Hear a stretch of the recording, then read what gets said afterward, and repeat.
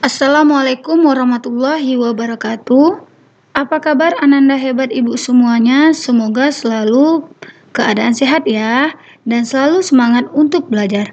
Hari ini kita belajar tema 5 yaitu ekosistem, subtema 1 komponen ekosistem pembelajaran 1.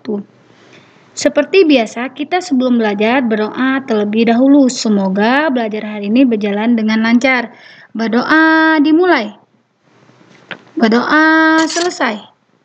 Adapun tujuan pembelajaran, yang pertama, dengan menyimak penjelasan dan mencermati teks bacaan, siswa dapat menjawab pertanyaan secara tepat. Kedua, dengan menyimak penjelasan, siswa mampu mengelompokkan hewan berdasarkan jenis makanan secara benar.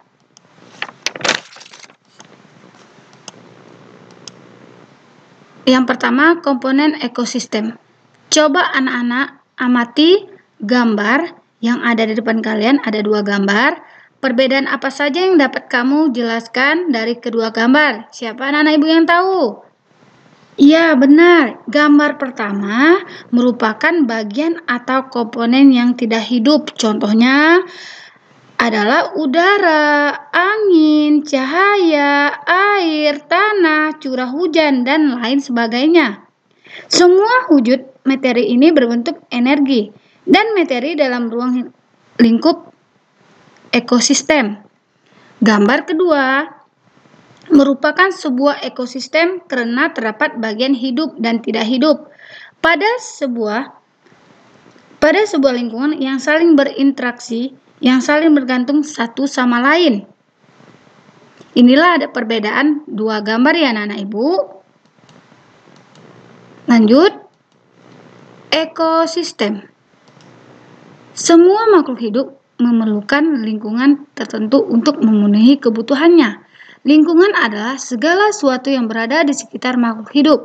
Sebuah lingkungan terdiri atas bagian yang hidup yaitu biotik dan bagian tak hidup disebut abiotik.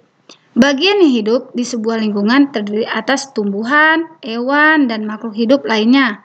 Bagian lingkungan yang tak hidup terdiri atas cahaya, matahari, air, udara, dan tanah. Lanjut, cahaya matahari dapat menghangatkan udara, air, dan tanah agar mencapai suhu yang sesuai kebutuhan hidup makhluk hidup. Cahaya matahari juga membantu tumbuhan membuat makanan. Air dan tanah merupakan bagian penting dari sebuah lingkungan.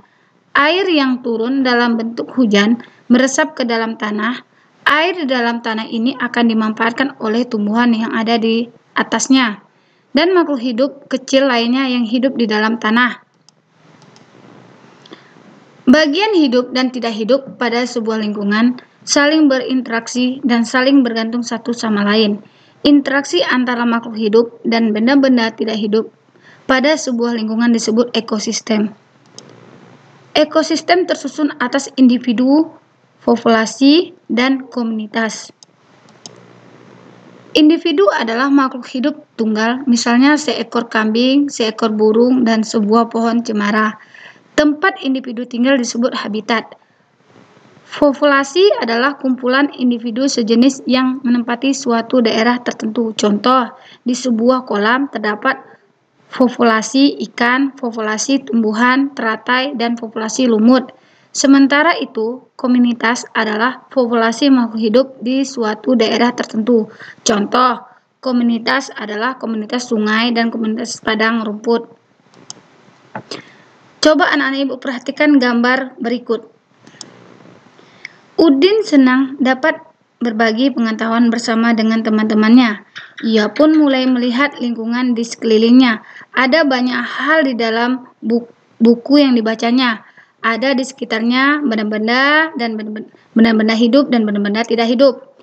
Misalnya manusia, hewan, serta tumbuhan. Semua saling berinteraksi di dalam ekosistem. Ia pun ingin tahu lebih dalam tentang dunia hewan. Bagaimana hewan-hewan di setiap ekosistem mendapatkan makanannya? Sepertinya hal sama manusia.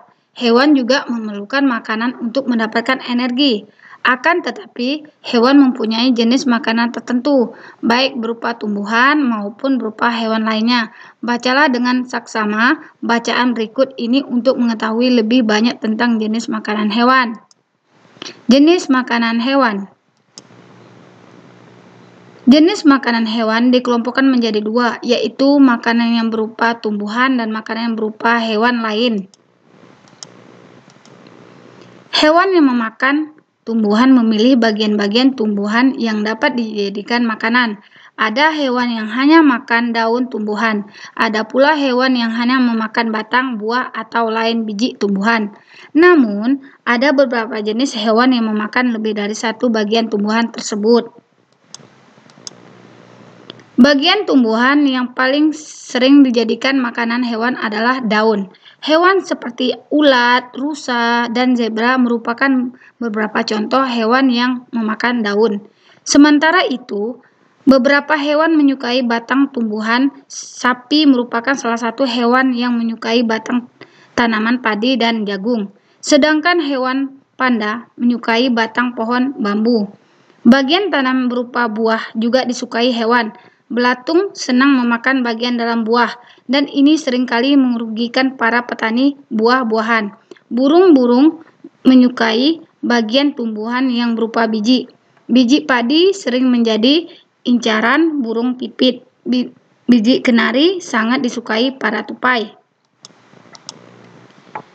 Beberapa hewan memakan hewan yang lebih kecil sebagai makanannya. Hewan kecil ini menjadi mangsa bagi hewan yang lebih besar. Serangga menjadi makanan bagi hewan-hewan seperti kata atau cicak. Tikus menjadi makanan bagi kucing. Demikian juga dengan kelinci yang menjadi makan bagi burung elang. Sekian, terima kasih. Itu penjelasan Ibu tentang tema 5. Subtema 1, pembelajaran 1. Sekian, terima kasih. Assalamualaikum warahmatullahi wabarakatuh.